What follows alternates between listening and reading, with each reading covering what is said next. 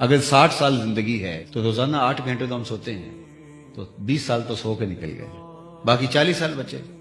تو پہلے 12-13 سال جو ہے وہ لڑکپنا ہے، بچپنا ہے، بدہوشی کے ایام ہے، وہ بھی نکال لیجئے۔ پھر روزانہ 1 گھنٹہ بھی واش روم میں جائیں تو 3 سال تو یہ بھی نکلتے ہیں۔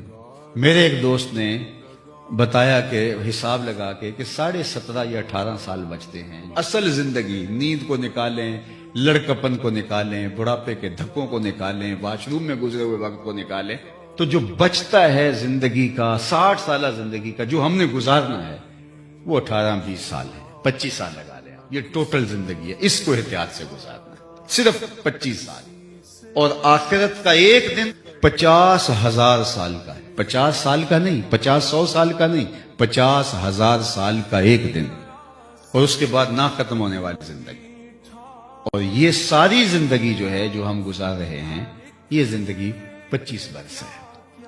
جس نے اس کو احتیاط سے گزار دیا، اس لیے حضرت داتا گنج بخش علی حجویری علیہ رحمہ کے شیخ ابو الفضل فرماتے ہیں دنیا ایک دن ہے اور ہم روزہ رکھ کے گزار رہے ہیں۔ روزہ دار جب روزہ کھول رہا ہوتا ہے نا، آج کل افطاریاں آئیں گی تو افطاری کی دعوت تو سب کو جاتی ہے، جس نے روزہ رکھا ہو اس کو بھی اور جس میں نہیں رکھا ہو وہ بھی۔ تو جو روزہ سے نہیں ہوتا تو وہ بھی دسترخوان پہ بیٹھا ہوتا ہے، یہ تو پردہ ہے کس کا ہے کس کا نہیں۔ تو جب افطار ہوتی ہے تو وہ بھی بیچارہ کھا رہا ہوتا ہے، لیکن جو سارا دن بھوک سے تڑپ کے روزہ افطار کرتا ہے تو جو لذت اس کو نصیب ہوتی ہے اس کو تو نہیں نصیب ہوتی۔ اس وقت وہ ایک لمحے کے لیے سوچتا تو ہوتا ہوگا کہ یار دن تو اس کا بھی گزر گیا، تو میرا دن بھی گزر جاتا اگر میں بھی روزہ رکھا ہوتا۔ تو حضرت شیخ ابو الفضل کہتے ہیں دنیا ایک دن ہے، یعنی 25 سال ہے، آنکھ جھپکنے میں گزر جائیں گے، اور ہم نے اس کو روزے کی طرح گزارا ہے۔ جو دنیا کو روزے کی طرح گزارے گا آخرت عید کی طرح ہوگی۔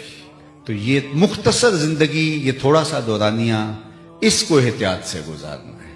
کافر اس دنیا کے تخت پہ یہاں عیش کرتا ہے اور مومن یہاں بیٹھ کے تیاری وہاں کی کرتا ہے۔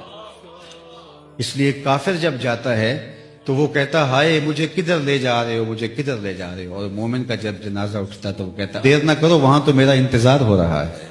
تو یہ دن گزارنے، یہ ہم نے کیسے گزارنے، یہی تو ہم نے فیصلہ کرنا ہے۔ اور یہ دن بہت لمبے نہیں ہیں۔